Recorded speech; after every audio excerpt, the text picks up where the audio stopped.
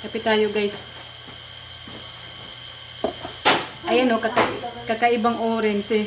Ate kay Lydia, ngayon lang ako nakakita nitong orange na ganito. Saan nyo ba ito binili? Ha?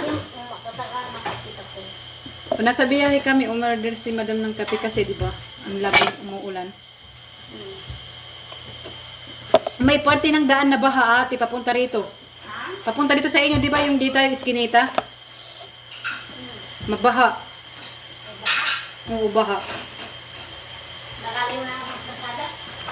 Tinan mo yung sasakyan namin, halos kalahat, yung yung tubig, basa. Hey, telepono! Pinipindot niya.